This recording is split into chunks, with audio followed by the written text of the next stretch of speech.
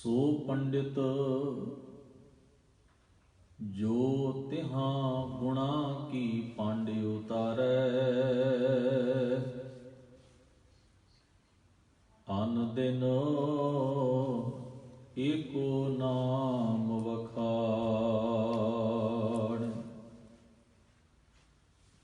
सतगुर की ओह दीखिया ले,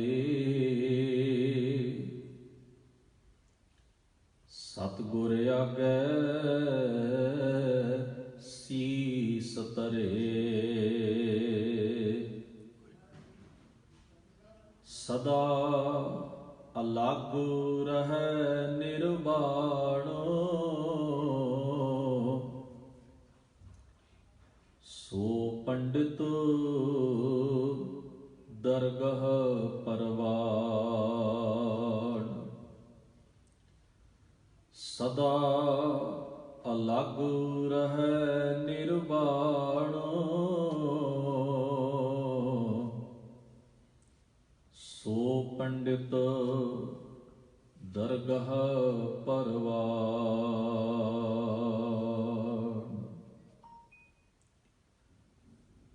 परम सन्मानयोग चवर तखत ਸਿੰਘਾਸਨ ਦੇ ਮਾਲਕ ਸ਼ਬਦ ਸਰੂਪ ਧੰਨ ਧੰਨ ਗੁਰੂ ਗ੍ਰੰਥ ਸਾਹਿਬ ਸੱਚੇ ਪਾਤਸ਼ਾਹ ਸਤਿਗੁਰੂ ਜੀ ਦੇ ਸਜੇ ਹੋਏ ਪਾਵਨ ਦਰਬਾਰ ਦੀਆਂ ਹਾਜ਼ਰੀਆਂ ਭਰ ਰਹੀ ਗੁਰੂ ਸਵਾਰੀ ਸਾਧ ਸੰਗਤ ਜੀਓ, ਵੱਡੇ ਭਾਗ ਹਨ ਅਕਾਲ ਪੁਰਖ ਵਾਹਿਗੁਰੂ ਜੀ ਨੇ ਬਖਸ਼ਿਸ਼ ਕਰਕੇ ਸਤ ਸੰਗਤ ਦਾ ਇਹ ਸੁਭਾਗ ਸਮਾਂ ਆਪਾਂ ਸਭਨਾਂ ਨੂੰ ਬਖਸ਼ਿਸ਼ ਕੀਤਾ ਹੈ। ਜਿਸ ਸਦਕਾ ਗੁਰੂ ਦਰਬਾਰ ਵਿੱਚ ਸੱਜ ਕੇ ਸੋਦਰ ਦੇ ਨਿਤਨੇਮ ਦੀ ਬਾਣੀ ਦੇ ਪਾਠ ਪ੍ਰੰਤ ਸਤਿਕਾਰਯੋਗ ਭਾਈ ਸਾਹਿਬਾਨ ਜੀ ਪਾਸੋਂ ਗੁਰੂ ਮਹਾਰਾਜ ਦੀ ਪਾਵਨ ਬਾਣੀ ਦੇ ਸ਼ਬਦ ਕੀਰਤਨ ਆਪ ਜੀ ਨੇ ਸ਼ਰਵਣ ਕੀਤੇ ਹਨ। ਸੋ ਜਿੱਥੇ ਗੁਰਬਾਣੀ ਕੀਰਤਨ ਰਾਹੀਂ ਗੁਰੂ ਮਹਾਰਾਜ ਦੇ ਪਾਵਨ ਸ਼ਬਦ ਨਾਲ ਸਾਂਝ ਬਣਾਉਣ ਦਾ ਯਤਨ ਉਦਮ ਅਤੇ ਉਪਰਾਲਾ ਆਪ ਜੀ ਨੇ ਕੀਤਾ ਹੈ।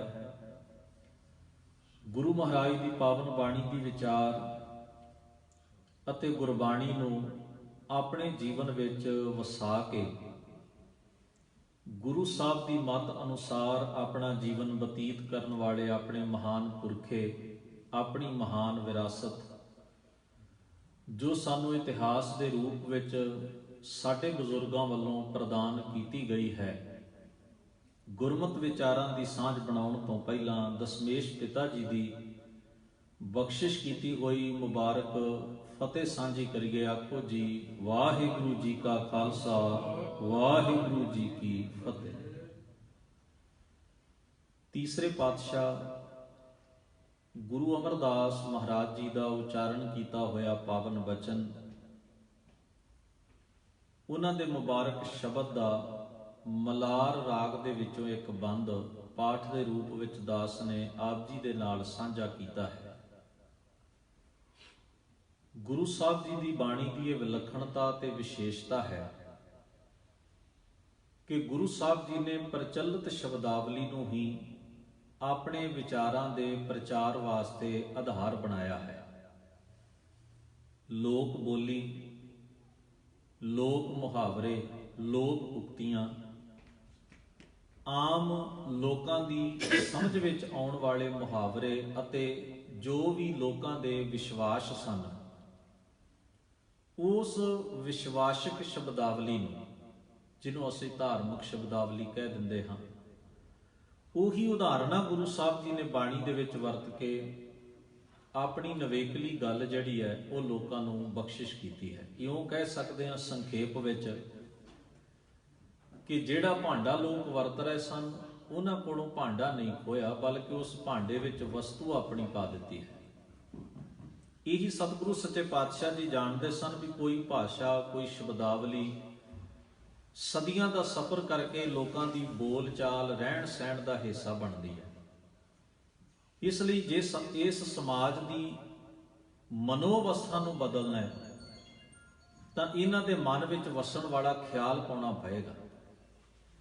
ਤੋ ਸਾਹਿਬ ਸਤਿਗੁਰੂ ਸੱਚੇ ਪਾਤਸ਼ਾਹ ਜੀ ਨੇ ਬਾਣੀ ਦੇ ਅੰਦਰ ਬਹੁਤ ਸਾਰੇ ਪ੍ਰਚਲਿਤ ਸ਼ਬਦ ਵਰਤੇ ਨੇ। ਕੁਝ ਸ਼ਬਦ, ਕੁਝ ਗੱਲਾਂ ਐਸੀਆਂ ਸਨ ਜਿਨ੍ਹਾਂ ਤੋਂ ਗੁਰੂ ਸਾਹਿਬ ਜੀ ਹਟ ਕੇ ਨਵੇਕਲਾ ਰਾਹ ਦੇਣਾ ਲੋਚਦੇ ਨੇ। ਉਹਨਾਂ ਦੇ ਬਾਬਤ ਸਤਿਗੁਰੂ ਜੀ ਨੇ ਆਪਣਾ ਪੱਖ ਵੀ ਰੱਖਿਆ ਕਿ ਮੈਂ ਇਸ ਬਾਰੇ ਕੀ ਸਮਝਦਾ ਹਾਂ, ਤੇ ਕਈ ਥਾਂ ਉਹ ਪ੍ਰਚਲਿਤ ਸ਼ਬਦ ਆਪਣੀ ਗੱਲ ਕਹਿਣ ਵਾਸਤੇ ਵੀ ਵਰਤ ਲਏ ਹਨ। ਹੁਣ ਜਿਵੇਂ ਗੁਰਬਾਣੀ ਦੇ ਵਿੱਚ ਬ੍ਰਾਹਮਣ ਸ਼ਬਦ ਹੈ, ਜਿਸ ਨੂੰ ਪ੍ਰਚਲਿਤ ਅਰਥਾਂ ਵਿੱਚ ਸਤਿਗੁਰੂ ਜੀ ਨੇ ਵਰਤਿਆ, ਤੇ ਉੱਥੇ ਉਹਨਾਂ ਨੇ ਨਾਲ ਇਹ ਜ਼ਿਕਰ ਕੀਤਾ ਵੀ ਭਾਈ ਸੰਸਾਰ ਦਾ ਹਰ ਇੱਕ ਪ੍ਰਾਣੀ, ਮਨੁੱਖ ਜਿਹੜਾ ਹੈ, ਉਹ ਬਿਨਾਂ ਜਾਤ, ਵਰਨ, ਰੰਗ, ਨਸਲ ਆਦਿਕ ਦੇ ਭੇਦ ਭਾਵ ਦੇ ਹਰ ਇੱਕ ਬਰਾਬਰ ਹੈ। ਇਹ ਨਹੀਂ ਕਿ ਕੋਈ ਮਨੁੱਖ ਆਪਣੇ ਆਪ ਨੂੰ ਉੱਚਾ ਗਰਦਾਨ ਲਵੇ ਤੇ ਦੂਜੇ ਨੂੰ ਸਾਰੀ ਉਮਰ ਨੀਚ, ਨੀਵਾਂ, ਢੇਡ ਕਹਿ ਕੇ ਦੁਰਕਾਰਦਾ ਰਹੇ, ਤੇ ਉਹਦੇ ਹੱਕ ਤੇ ਉਹਦੇ ਅਧਿਕਾਰ ਜਿਹੜੇ ਨੇ ਉਹਨਾਂ ਦੇ ਉੱਤੇ ਬੈਨ ਲਾ ਛੱਡੇ, ਪਾਬੰਦੀਆਂ ਲਾ ਛੱਡੇ। ਇਵੇਂ ਗੁਰੂ ਸਾਹਿਬ ਨੇ ਭਾਈ ਗੁਰਦਾਸ ਜੀ ਦੇ ਕਥਨ ਮੁਤਾਬਕ 4 ਵਰਨ 1 ਵਰਨ ਕਰਾਇਆ।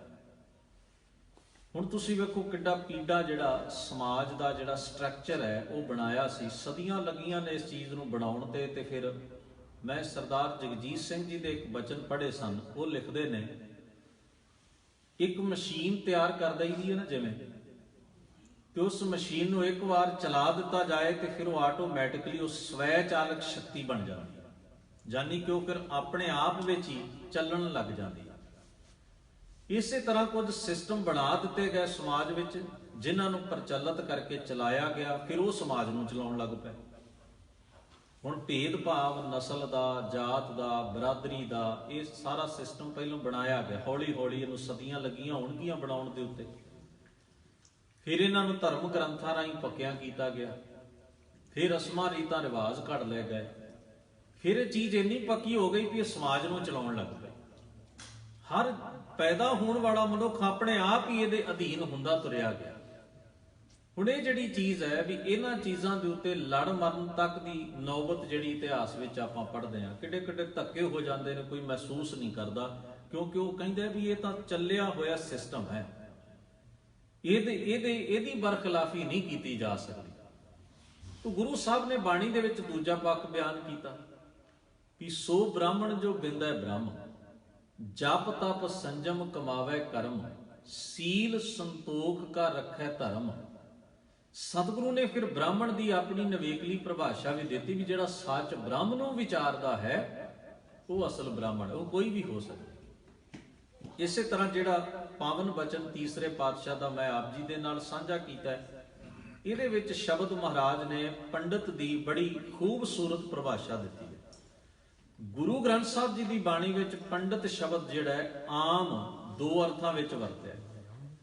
ਪੰਡਿਤ ਸ਼ਬਦ ਦਾ ਅਰਥ ਪੁਜਾਰੀ ਤੇ ਵਿਦਵਾਨ ਵੀ ਹੈ, ਤੇ ਜਿਹੜੀ ਗੁਰੂ ਸਾਹਿਬ ਨੇ ਪਰਿਭਾਸ਼ਾ ਦਿੱਤੀ ਉੱਥੇ ਪੰਡਿਤ ਦਾ ਅਰਥ ਹੈ ਤਤਵੇਤਾ, ਗੁਣ ਗ੍ਰਹਿਣ ਕਰਨ ਵਾਲਾ, ਸੱਚ ਨੂੰ ਜੀਵਨ ਵਿੱਚ ਜੀਣ ਵਾਲਾ, ਜੋ ਆਪਣੀ ਸੁਰਤ ਤੋਂ ਵਿਕਾਰਾਂ ਦਾ, ਬੁਰਿਆਈ ਦਾ ਬੋਝ ਲਾ ਕੇ ਸੁੱਟ ਦੇਵੇ, ਉਹ ਪੰਡਿਤ ਹੈ। ਹੁਣ ਧੰਨ ਸਤਿਗੁਰੂ ਗੁਰੂ ਨਾਨਕ ਸਾਹਿਬ ਮਹਾਰਾਜ ਦੀ ਮੈਂ ਸੰਖੇਪ ਗਾਥਾ ਤੁਹਾਡੇ ਨਾਲ ਸਾਂਝੀ ਕਰਨੀ ਹੈ ਕਿ ਕਿਸ ਤਰ੍ਹਾਂ ਦਾ ਸਟਰਕਚਰ ਸੀ, ਕਿਹੋ ਜਿਹੇ ਵਿਦਵਾਨ, ਕਿਹੋ ਜਿਹੇ ਪੰਡਤ ਸਨ। 2 ਚੀਜ਼ਾਂ ਜਿਹੜੀਆਂ ਨੇ ਜੇ ਉਹਨਾਂ ਨੂੰ ਵਧਾਉਣਾ ਹੋਵੇ ਤਾਂ ਸ਼ਾਂਤ ਮਾਹੌਲ ਚਾਹੁੰਦੀਆਂ ਨੇ, ਇੱਕ ਐਜੂਕੇਸ਼ਨ ਤੇ ਦੂਜਾ ਬਿਜ਼ਨਸ। ਜਿੱਥੇ ਰੋਜ਼ ਲੜਾਈਆਂ ਹੋਣ, ਅਗਜਨੀਆਂ ਹੋਣ, ਸਮਾਜ ਵਿੱਚ ਉਥਲ-ਪੁਥਲ ਹੋਵੇ, ਅਮਨ ਕਾਨੂੰਨ ਦੀ ਸਥਿਤੀ ਨਾ ਹੋਵੇ, ਸ਼ਾਂਤੀ ਤੇ ਜਿਹੜੇ ਸਮਾਜ ਵਿੱਚ ਟਿਕਾ ਨਾ ਹੋਵੇ, ਉੱਥੇ ਨਾ ਐਜੂਕੇਸ਼ਨ ਤਰੱਕੀ ਕਰ ਸਕਦੀ ਹੈ, ਨਾ ਉੱਥੇ ਵਪਾਰ ਤਰੱਕੀ ਕਰ ਸਕਦਾ। ਇਹ ਦੋਵਾਂ ਚੀਜ਼ਾਂ ਨੂੰ ਜੇਕਰ ਸਿਰੇ ਤੱਕ ਲੈ ਕੇ ਜਾਣਾ, ਸਮਾਜ ਨੇ ਇਹਨਾਂ ਦੋਵਾਂ ਚੀਜ਼ਾਂ ਦੇ ਹਾਲ ਤੇ ਤਰੱਕੀ ਕਰਨੀ ਹੈ, ਤੇ ਉਹਨੂੰ ਸਮਾਜ ਵਿੱਚ ਸ਼ਾਂਤੀ, ਅਮਨ, ਕਾਨੂੰਨ, ਟਿਕਾ ਚਾਹੀਦਾ। ਭਾਰਤ ਵਿੱਚ ਵੀ ਕੁਝ ਇਸ ਤਰ੍ਹਾਂ ਵਾਪਰੇ। ਤੁਸੀਂ ਜਦੋਂ ਪੰਜਾਬ ਦਾ ਪਿਛੋਕੜ ਪੜੋਗੇ ਨਾ, ਵੀ ਸਦੀਆਂ ਤੋਂ ਲੈ ਕੇ ਇੱਥੇ ਬਹੁਤ ਵੱਡੇ ਕੋਈ ਵਪਾਰਕ ਅਦਾਰੇ ਪੈਦਾ ਨਹੀਂ ਹੋਏ, ਇੱਥੇ ਕੋਈ ਬਹੁਤ ਵੱਡੀਆਂ ਮਹਿੰਜੋਦਾਰੋ ਤੋਂ ਬਾਅਦ ਦੀਆਂ ਕੋਈ ਐਸੀਆਂ ਯੂਨੀਵਰਸਿਟੀਆਂ ਪੁਰਾਣੇ ਕਾਲ 'ਚ ਤੁਹਾਨੂੰ ਨਹੀਂ ਮਿਲਣਗੀਆਂ ਵੀ ਬਹੁਤ ਵੱਡੇ ਕੋਈ ਇਸ ਜਗ੍ਹਾ ਤੇ ਵਿਦਵਾਨਾਂ ਦੀਆਂ ਸੰਸਥਾਵਾਂ ਬਣੀਆਂ ਰਹੀਆਂ ਹੋਣ। ਕਾਰਨ ਇਹ ਵੀ ਪੰਜਾਬ ਜਿਹੜਾ ਹੈ ਉਹ ਭਾਰਤ ਦਾ ਦਰਵਾਜ਼ਾ ਮੰਨਿਆ ਗਿਆ ਸਦੀਆਂ ਤੋਂ। ਅਰਬ ਅਮੀਰਾਤ ਤੋਂ, ਅਫਗਾਨ ਤੋਂ ਆਉਣ ਵਾਲੀਆਂ ਧਾੜਾਂ ਜਿਹੜੀਆਂ ਸਨ, ਪੰਜਾਬੀਆਂ ਨੂੰ ਹੀ ਉਹਨਾਂ ਨੂੰ ਆਉਂਦਿਆਂ ਸਾਹਮਣਾ ਕਰਨਾ ਪੈਂਦਾ ਸੀ ਤੇ ਜਾਂਦਿਆਂ ਵੀ ਸਾਹਮਣਾ ਕਰਨਾ ਪੈਂਦਾ ਸੀ। ਹੁਣ ਤੁਸੀਂ ਵੇਖੋ, ਸਾਹਿਬ ਗੁਰੂ ਨਾਨਕ ਸਾਹਿਬ ਜੀ ਦੇ ਸਮੇਂ ਵਿਦਿਆ ਦੇ ਕਈ ਕੇਂਦਰ ਸਨ ਭਾਰਤ ਵਿੱਚ, ਪੰਜਾਬ ਵਿੱਚ ਇੱਕ ਵੀ ਨਹੀਂ ਸੀ। ਪੰਜਾਬ 'ਚ ਇੱਕ ਵੀ ਵਿਦਿਅਕ ਕੇਂਦਰ ਨਹੀਂ ਸੀ ਉਸ ਸਮੇਂ, ਨਾ ਬ੍ਰਾਹਮਣਾਂ ਦਾ, ਨਾ ਸਨਾਤਨੀਆਂ ਦਾ, ਔਰ ਬਲਕਿ ਮਦਰਸਿਆਂ ਵਿੱਚ ਜ਼ਰੂਰ ਪੜ੍ਹਾਈ ਹੁੰਦੀ ਸੀ। ਤਿੰਨ ਵੱਡੇ ਕੇਂਦਰ ਸਨ, ਜੇ ਤੁਸੀਂ ਅੱਖਰੀ ਵਿਦਿਆ ਜਾਂ ਸਨਾਤਨੀ ਵਿਦਿਆ ਜਾਂ ਹਿੰਦੂਇਜ਼ਮ ਦੀ ਜਿਹੜੀ ਬ੍ਰਾਹਮਣਇਜ਼ਮ ਦੀ ਪੜ੍ਹਾਈ ਹੈ, ਉਹ ਤਿੰਨ ਵੱਡੇ ਕੇਂਦਰਾਂ ਤੇ ਹੁੰਦੀ ਸੀ। ਇੱਕ ਤਾਂ ਕਸ਼ਮੀਰ ਵਿੱਚ, ਇੱਕ ਦੱਖਣ ਭਾਰਤ ਵਿੱਚ ਓਅੰਕਾਰ ਦੇ ਮੰਦਿਰ ਵਿੱਚ, ਤੇ ਤੀਸਰੀ ਕਾਂਸ਼ੀ ਬਨਾਰਸ ਦੇ ਵਿੱਚ। ਗੁਰੂ ਨਾਨਕ ਸਾਹਿਬ ਸੱਚੇ ਪਾਤਸ਼ਾਹ ਮਹਾਰਾਜ ਨੇ ਜਿਸ ਵੇਲੇ ਕੈਲਾਸ਼ ਪਰਬਤ, ਜਿਸ ਨੂੰ ਸੁਮੇਰ ਪਰਬਤ ਕਰਕੇ ਲਿਖਿਆ ਹੋਇਆ, ਮੇਰ ਪਰਬਤ ਦਾ ਭਾਵ ਹੁੰਦਾ ਹੈ ਵੱਡਾ ਪਰਬਤ, ਜਿਹੜਾ ਕੈਲਾਸ਼ ਪਰਬਤ ਹੈ ਜਿੱਥੇ ਯਾਤਰੂ ਜਾਇਆ ਕਰਦੇ ਸਨ, ਔਰ ਖਾਸ ਤੌਰ ਤੇ ਜੋਗੀ ਤੇ ਸਿੱਧ ਇਸ ਪਾਸੇ ਯਾਤਰਾ ਕਰਦੇ ਤੇ ਕਈ ਮਹੀਨੇ ਗਰਮੀਆਂ ਦੇ ਦਿਨਾਂ ਵਿੱਚ ਇੱਧਰ ਰਿਹਾ ਕਰਦੇ ਸਨ। ਜਦੋਂ ਬਰਫ਼ ਪੈਣੀ ਸ਼ੁਰੂ ਹੋ ਜਾਂਦੀ ਉਹ ਥੱਲੇ ਉਤਰਦੇ ਜਾਂ ਕੁਝ ਗੁਫਾਵਾਂ 'ਚ ਰੁਕ ਜਾਂਦੇ ਤੇ ਫਿਰ ਉਹ ਭਾਰਤ ਦਾ ਵੱਡਾ ਦੌਰਾ ਕਰਦੇ, ਤੀਰਥਾਂ ਦਾ ਭ੍ਰਮਣ ਕਰਦੇ। ਇਸ ਚੀਜ਼ ਨੂੰ ਸਮਝਣ ਦੀ ਥੋੜੀ ਜਿਹੀ ਕੋਸ਼ਿਸ਼ ਕਰੀਏ ਵੀ ਜਦੋਂ ਗੁਰੂ ਨਾਨਕ ਸਾਹਿਬ ਕੈਲਾਸ਼ ਪਰਬਤ ਤੋਂ ਵਾਪਸ ਆਏ, ਪਹਿਲਗਾਮ ਦੇ ਜ਼ਿਲ੍ਹੇ ਦੇ ਵਿੱਚ ਇੱਕ ਤੀਰਥ ਸਥਾਨ ਸੀ ਜਿੱਥੇ ਮਾਰਤੰਡ ਦਾ ਮੰਦਿਰ ਹੈ, ਜਿਹਨੂੰ ਇਤਿਹਾਸ ਦੀਆਂ ਪੁਸਤਕਾਂ ਦੇ ਵਿੱਚ ਬੀਜ ਬਿਹਾੜਾ ਪਿੰਡ ਇੱਕ ਪੈਂਦਾ, ਉਹਦੇ ਨੇੜੇ ਮਟਨ, ਕਸ਼ਮੀਰ ਦੇ ਵਿੱਚ। ਇਸ ਜਗ੍ਹਾ ਦੇ ਉੱਤੇ ਆਏ ਤੇ ਬੀਜ ਬਿਹਾੜਾ ਇੱਕ ਛੋਟਾ ਜਿਹਾ ਪਿੰਡ ਹੈ, ਉੱਥੋਂ ਦਾ ਇੱਕ ਵਿਦਵਾਨ ਪੰਡਤ ਸੀ ਜਿਹਦਾ ਨਾਂ ਇਤਿਹਾਸ ਵਿੱਚ ਬ੍ਰਹਮਦਾਸ ਕਰਕੇ ਲਿਖਿਆ। ਬੜਾ ਵਿਦਵਾਨ ਸੀ, ਸਕਾਲਰ ਸੀ। ਵੇਦ, ਸਿਮਰਤੀਆਂ, ਸ਼ਾਸਤਰ ਇਤਿਆਦਿਕ ਜੋ ਬ੍ਰਾਹਮਣਿਜ਼ਮ ਦੇ ਗ੍ਰੰਥ ਨੇ, ਇਹਨਾਂ ਦੀ ਚੰਗੀ ਉਹਨ ਸਟੱਡੀ ਕੀਤੀ ਹੋਈ ਸੀ। ਤੇ ਵਿਦਵਤਾ ਦੇ ਨਾਲ ਨਾਲ ਇੱਕ ਅਹੰਕਾਰ ਦਾ ਵੀ ਪਸਾਰਾ ਬੜਾ ਵੱਡਾ ਸੀ। ਕੋਈ ਵੀ ਵਿਦਵਾਨ, ਵਿਚਾਰਵਾਨ, ਆਪਣੇ ਵਿਚਾਰਾਂ ਤੋਂ ਵੱਖਰੇ ਵਿਚਾਰ ਰੱਖਣ ਵਾਲਾ ਹੁੰਦਾ ਤਾਂ ਉਹਦੇ ਨਾਲ ਉਹ ਉੱਥੇ ਡਿਬੇਟ ਕਰਦਾ, ਤੇ ਉਹਦੀ ਡਿਬੇਟ ਦੀ ਸ਼ਰਤ ਇਹ ਹੁੰਦੀ ਸੀ ਵੀ ਜੇ ਮੈਂ ਹਾਰ ਗਿਆ ਤੁਹਾਡੇ ਨਾਲ ਡਿਬੇਟ ਕਰਦੇ ਆ, ਚਰਚਾ ਕਰਦੇ ਆ, ਤਾਂ ਮੈਂ ਆਪਣੇ ਗ੍ਰੰਥ ਤੁਹਾਨੂੰ ਇਨਾਮ ਵਿੱਚ ਦੇ ਦਿਆਂਗਾ, ਤੇ ਜੇ ਤੁਸੀਂ ਹਾਰ ਗਏ ਤੇ ਆਪਣੇ ਗ੍ਰੰਥ ਮੇਰੇ ਕੋਲ ਛੱਡ ਜਾਣਾ। ਹਾਰ ਨੂੰ ਕਬੂਲ ਕਰਨ ਦਾ ਇਹੀ ਇੱਕ ਤਰੀਕਾ ਉਹਨੇ ਅਪਣਾਇਆ ਸੀ। ਉਹਦੀ ਵਿਦਵਤਾ ਦਾ ਡੰਕਾ ਚਾਰ ਸਵੇਰੇ ਬੜਾ ਵੱਜਿਆ ਹੋਇਆ ਸੀ। ਇੱਕ ਚੀਜ਼ ਦਾ ਹੋਰ ਖਿਆਲ ਰੱਖੀਏ, ਅਕਸਰ ਹੀ ਜਿਹੜੀਆਂ ਡਿਬੇਟਾਂ ਨੇ ਨਾ, ਉਹਨਾਂ 'ਚ ਇਮਾਨਦਾਰੀ ਦਾ ਮਾਦਾ ਬਹੁਤ ਘੱਟ ਹੁੰਦਾ ਹੈ ਤੇ ਚਲਾਕੀਆਂ ਦਾ ਮਾਦਾ ਬਹੁਤ ਜ਼ਿਆਦਾ ਹੁੰਦਾ ਹੈ। ਇਹ ਵੀ ਇੱਕ ਗੇਮ ਹੈ ਵੀ ਚਲਾਕ ਬੰਦਾ ਜਿਹੜਾ ਮੌਕੇ ਸਿਰ ਆਪਣੀ ਗਲਤ ਦਲੀਲ ਨਾਲ ਵੀ ਕਈ ਵਾਰ ਸਹੀ ਸਾਬਤ ਹੋ ਜਾਂਦਾ ਹੈ, ਤੇ ਸਾਹਮਣੇ ਵਾਲਾ ਮਨੁੱਖ ਕਿੰਨਾ ਵੀ ਅਕਲਮੰਦ, ਸਮਝਦਾਰ, ਗਿਆਨੀ ਪੁਰਸ਼ ਹੋਏ, ਉਹ ਆਪਣੇ ਕਈ ਵਾਰ ਭੋਲੇਪਨ, ਆਪਣੀ ਗੰਭੀਰਤਾ ਕਰਕੇ ਚਲਾਕ ਦੇ ਸਾਹਮਣੇ ਹਾਰਿਆ ਜਾਂ ਸਾਨੂੰ ਮਹਿਸੂਸ ਹੋਏਗਾ। ਸਾਹਿਬ ਸਤਿਗੁਰੂ ਨੇ ਇਸੇ ਕਰਕੇ ਬਾਣੀ ਦੇ ਵਿੱਚ ਐਸੇ ਵਿਤੰਡਾਵਾਦ ਨੂੰ ਗੁਰਮਤ ਵਿੱਚ ਪ੍ਰਵਾਨ ਨਹੀਂ ਕੀਤਾ। ਇੱਥੇ ਤੇ ਗੁਣ ਗ੍ਰਹਿਣ ਕਰਨ ਦੀ ਗੱਲ ਹੈ ਗੁਰਮਤ ਵਿੱਚ। ਅਸੀਂ ਵੀ ਅਕਸਰ ਵੇਖਦੇ ਹਾਂ ਸਿੱਖੀ ਮੰਡਲ ਦੇ ਵਿੱਚ ਵੀ, ਤੁਸੀਂ ਵੇਖੋ ਵੀ ਸੰਵਾਦ, ਡਿਬੇਟਾਂ, ਇਹ ਚੀਜ਼ਾਂ ਇਹ ਚੱਲਣ ਸਾਡੇ ਵਿੱਚ ਥੋੜੇ ਸਮੇਂ ਦਾ। ਇਹਨੂੰ ਜਿਹੜੇ ਇਸਲਾਮ ਨਾਲ ਸੰਬੰਧਿਤ ਰੱਖਣ ਵਾਲੇ ਨੇ ਨਾ ਸੱਜਣ, ਉਹਨਾਂ ਦੇ ਕਈ ਫਿਰਕੇ ਨੇ, ਕਾਦਰੀ ਹੈ, ਚਿਸ਼ਤੀ ਹੈ, ਸੋਹਰਾਵਰਦੀ ਹੈ, ਬਰੇਲਵੀ ਹੈ, ਬੜੇ ਉਹਨਾਂ ਦੇ ਹੁੰਦੇ ਨੇ ਮੁਨਾਜ਼ਰੇ। ਉਹਨੂੰ ਮੁਨਾਜ਼ਰਾ ਕਹਿੰਦੇ ਵੀ ਦੋਵੇਂ ਵਿਦਵਾਨ ਦੋ ਵੱਖਰੇ ਵੱਖਰੇ ਸੰਪਰਦਾਵਾਂ ਦੇ ਆਮੋ ਸਾਹਮਣੇ ਬਹਿ ਜਾਂਦੇ ਨੇ। ਉਹਨੇ ਆਪਣੀਆਂ ਕਿਤਾਬਾਂ ਦਾ ਢੇਰ ਲਾਇਆ ਹੁੰਦਾ, ਦੂਜੇ ਨੇ ਆਪਣੀਆਂ ਕਿਤਾਬਾਂ ਦਾ। ਤੁਸੀਂ ਕਦੇ ਵੇਖਣਾ ਉਹਨੂੰ ਮੁਨਾਜ਼ਰਾ ਕਹਿੰਦੇ ਨੇ। ਫਿਰ ਉਹ ਕੀ ਨਹੀਂ ਬੋਲਦੇ ਇੱਕ ਦੂਜੇ ਦੇ ਖਿਲਾਫ, ਦੋਸ਼ ਲਾਉਂਦੇ ਨੇ, ਕਿਤਾਬਾਂ ਚੁੱਕ ਕੇ ਇੱਕ ਦੂਜੇ ਨੂੰ ਵਿਖਾਉਂਦੇ ਨੇ, ਗਾਲੀ ਗਲੋਚ ਤੱਕ ਉਤਰਦੇ ਨੇ, ਝਗੜੇ ਹੁੰਦੇ ਨੇ। ਇਹ ਸਾਰਾ ਕੁਝ ਜਿਹੜਾ ਇਹਨੂੰ ਅਸੀਂ ਧਰਮ ਚਰਚਾ ਨਹੀਂ ਕਹਿ ਸਕਦੇ। ਇਹ ਜਿੱਤ ਤੇ ਹਾਰ ਦੇ ਮਸਲੇ ਦੇ ਵਿੱਚ ਉਲਝਿਆ ਹੋਇਆ ਇੱਕ ਬੜਾ ਗੈਰ ਜ਼ਿੰਮੇਵਾਰੀ ਵਾਲਾ, ਗੈਰ ਸੰਜੀਦਗੀ ਵਾਲਾ ਮਾਹੌਲ ਹੈ। ਗੁਰੂ ਨਾਨਕ ਸਾਹਿਬ ਉੱਥੇ ਗਏ ਤੇ ਬ੍ਰਹਮਦਾਸ, ਉਹਨੂੰ ਪਤਾ ਲੱਗਿਆ ਵੀ ਗੁਰੂ ਨਾਨਕ ਸਾਹਿਬ ਆਏ, ਇਹਨਾਂ ਦਾ ਵਿਚਾਰ ਸਾਡੇ ਨਾਲੋਂ ਵੱਖਰਾ ਹੈ, ਸਵੇਦਾਂ, ਸਿਮਰਤੀਆਂ, ਸ਼ਾਸਤਰਾਂ ਦੀ ਤਾਲੀਮ ਨੂੰ ਪ੍ਰਵਾਨ ਨਹੀਂ ਕਰਦੇ। ਪੁਰਾਤਨ ਜਨਮ ਸਾਖੀ ਵਿੱਚ ਲਿਖਿਆ ਵੀ ਬ੍ਰਹਮਦਾਸ ਨੇ ਗੁਰੂ ਨਾਨਕ ਸਾਹਿਬ ਨੂੰ ਮਿਲ ਕੇ ਨਾ ਪਹਿਲਾ ਆਬਜੈਕਸ਼ਨ ਕੀਤਾ ਜੀ, ਸਾਧੂ ਜਿਹੜੇ ਨੇ ਉਹ ਆਪਣੇ ਤਨ ਤੇ ਚਮੜੇ ਦਾ ਵਸਤਰ ਨਹੀਂ ਪਹਿਨਦੇ। ਇਹ ਸ਼ਾਸਤਰਾਂ ਵਿੱਚ, ਸ਼ਾਸਤਰਾਂ ਦੀ ਮਰਿਆਦਾ ਦੇ ਉਲਟ ਹੈ, ਪਰ ਤੁਸੀਂ ਚਮੜੇ ਦਾ ਵਸਤਰ ਪਹਿਨਿਆ ਹੋਇਆ। ਗੁਰੂ ਨਾਨਕ ਸਾਹਿਬ ਮਹਾਰਾਜ ਮੁਸਕਰਾਏ ਤੇ ਹਜ਼ੂਰ ਕਹਿਣ ਲੱਗੇ, ਮੈਂ ਜਦੋਂ ਸ਼ਾਸਤਰਾਂ ਦੀ ਤਾਲੀਮ ਹੀ ਨਹੀਂ ਮੰਨਦਾ ਤੇ ਫਿਰ ਮੈਂ ਸ਼ਾਸਤਰਾਂ ਦੀ ਸਾਧੂ ਦੀ ਪਰਿਭਾਸ਼ਾ ਨੂੰ ਕਿਵੇਂ ਮੰਨਾਂ? ਕਹਿਣ ਲੱਗਿਆ ਜੀ ਸ਼ਾਸਤਰਾਂ ਦੇ ਵਿਧੀ ਵਿਧਾਨ ਤੋਂ ਬਿਨਾਂ ਤੁਸੀਂ ਸਾਧੂ ਨਹੀਂ ਹੋ ਸਕਦੇ, ਪਰਮੇਸ਼ਰ ਤੱਕ ਨਹੀਂ ਪਹੁੰਚ ਸਕਦੇ। ਗੁਰੂ ਸਾਹਿਬ ਜੀ ਨੇ ਆਖਿਆ ਜਿਨ੍ਹਾਂ ਨੂੰ ਦੁਨੀਆ ਵਿੱਚ ਸ਼ਾਸਤਰਾਂ ਦਾ ਪਤਾ ਹੀ ਨਹੀਂ ਕਿ ਉਹ ਰੱਬ ਦੇ ਨੇੜੇ ਨਹੀਂ ਹੋ ਸਕਦੇ। ਇੰਨਾ ਸੰਸਾਰ ਹੈ, ਸੰਸਾਰ ਵਿੱਚ ਜਿਹਨੂੰ ਸ਼ਾਸਤਰਾਂ ਦਾ ਨਹੀਂ ਪਤਾ ਵੀ ਸ਼ਾਸਤਰ ਕੀ ਚੀਜ਼ ਨੇ, ਸ਼ਾਸਤਰਾਂ ਦਾ ਵਿਧੀ ਵਿਧਾਨ ਕੀ ਹੈ, ਜਿਨ੍ਹਾਂ ਨੇ ਵੇਖੇ ਸੁਣੇ ਹੀ ਨਹੀਂ, ਕੀ ਉਹ ਰੱਬ ਤੋਂ ਵਾਂਝੇ ਰਹਿਣਗੇ? ਰੱਬ ਉਹਨਾਂ ਦਾ ਨਹੀਂ। ਐਸੀ ਵਿਚਾਰ ਚਰਚਾ ਚੱਲ ਰਹੀ ਸੀ। ਸਾਹਿਬ ਗੁਰੂ ਨਾਨਕ ਸਾਹਿਬ ਨੂੰ ਉਹਨੇ ਕਿਹਾ ਵੀ ਮਹਾਰਾਜ ਤੁਸੀਂ ਮੇਰੇ ਨਾਲ ਚਰਚਾ ਕਰੋ ਧਰਮ ਵਿਸ਼ੇ ਦੇ ਉੱਤੇ, ਧਰਮ ਸ਼ਾਸਤਰਾਂ ਦੇ ਉੱਤੇ। ਗੁਰੂ ਨਾਨਕ ਸਾਹਿਬ ਮਹਾਰਾਜ ਨੇ ਆਖਿਆ ਨਹੀਂ, ਇਹ ਚਰਚਾ, ਇਹ ਇਸ ਤਰ੍ਹਾਂ ਦੀ ਜੇ ਧਾਰ ਦੇ ਫੈਸਲੇ ਅਸੀਂ ਇਹਨਾਂ ਤੋਂ ਕੋਹਾਂ ਦੂਰ ਹਾਂ। ਗੁਰੂ ਸਾਹਿਬ ਦੀ ਐਸੇ ਵਿਚਾਰ ਉਹਦੇ ਨਾਲ ਸਾਂਝੇ ਕਰ ਰਹੇ ਸਨ। ਔਰ ਉੱਥੇ ਜਨਮ ਸਾਖੀ ਵਿੱਚ ਉਥਾਨਕਾ ਰੂਪ ਵਿੱਚ ਗੁਰੂ ਨਾਨਕ ਸਾਹਿਬ ਦਾ ਆਸਾ ਦੀ ਵਾਰ ਦਾ ਇਹ ਬਚਨ ਉਹਨਾਂ ਕੋਡ ਕੀਤਾ ਹੈ ਸਾਖੀ ਵਾਲਿਆਂ ਨੇ। ਪੜ ਪੜ ਗੱਡੀ ਲੱਦੀਆਂ, ਪੜ ਪੜ ਭਰੀਆਂ ਸਾਥ, ਪੜ ਪੜ ਬੇੜੀ ਪਾਈਆਂ, ਪੜ ਪੜ ਗੱਡੀਆਂ ਖਾਦ, ਪੜੀਆਂ ਜੇਤੇ ਬਰਸ ਬਰਸ, ਪੜੀਆਂ ਜੇਤੇ ਮਾਸ, ਪੜੀਆਂ ਜੇਤੀ ਆਰਜਾ, ਪੜੀਆਂ ਜੇਤੇ ਸਾਸ। ਜਿੱਥੇ ਇਸੇ ਹੀ ਸ਼ਲੋਕ ਦੇ ਅਖੀਰ ਵਿੱਚ ਆਉਂਦਾ ਨਾਨਕ ਲੇਖੈ ਇੱਕ ਗੱਲ ਹੋਰ ਹਉਮੈ ਝਖਣਾ ਚਾਹਦਾ। ਲੇਖੇ ਦਾ ਮਤਲਬ ਹੁੰਦਾ ਵੀ ਤੁਹਾਡੇ ਖਾਤੇ ਵਿੱਚ ਕਾਊਂਟ ਕਰਨ ਵਾਲੀ ਤੇ ਕੋਈ ਗੱਲ ਹੈ ਲਾਈਫ ਵਿੱਚ ਵੀ ਕਿਹੜੀ ਚੀਜ਼ ਨੇ ਸਾਡੇ ਜੀਵਨ ਨੂੰ ਲਾਭ ਦਿੱਤਾ, ਕਿਹੜੀ ਚੀਜ਼ ਨੇ ਫਾਇਦਾ ਪਹੁੰਚਾਇਆ, ਕਿਹੜੀ ਚੀਜ਼ ਨੂੰ ਕਮਾ ਕੇ ਅਸੀਂ ਆਪਣੇ ਜੀਵਨ ਵਿੱਚ ਬਿਹਤਰ ਬਣੇ। ਜਿਹੜੀ ਚੀਜ਼ ਸਾਡੀ ਕਮਾਈ ਦਾ, ਸਾਡੇ ਜੀਵਨ ਦੇ ਭਲੇ ਦਾ ਆਧਾਰ ਹੀ ਨਹੀਂ ਬਣ ਸਕੀ, ਉਹਦੇ ਤੇ ਡਿਬੇਟ ਕਰਨ ਦਾ ਅਰਥ ਹੀ ਕੀ ਬਣਦਾ? ਜਿਹੜੀ ਚੀਜ਼ ਸਾਡੇ ਕੋਲ ਹੈ ਹੀ ਨਹੀਂ, ਜਿਹਨੂੰ ਅਸੀਂ ਕਮਾਇਆ ਹੀ ਨਹੀਂ, ਜਿਹਨੂੰ ਅਸੀਂ ਜੀ ਨਹੀਂ ਸਕਦੇ, ਜਿਹਦਾ ਸਾਡੀ ਲਾਈਫ ਨੂੰ ਕੋਈ ਬੈਨੀਫਿਟ ਨਹੀਂ ਹੋ ਸਕਦਾ, ਉਹਦੇ ਤੇ ਚਰਚਾ ਬੰਦਾ ਘੰਟਿਆਂ ਬੱਧੀ ਕੀ ਸਾਰੀ ਉਮਰ ਕਰੀ ਜਾਏ, ਔਰ ਗ੍ਰੰਥਾਂ ਦੇ ਸੱਚੇ ਤੇ ਝੂਠੇ ਹੋਣ ਦੀ ਗੱਲ ਕਰੀ ਜਾਏ।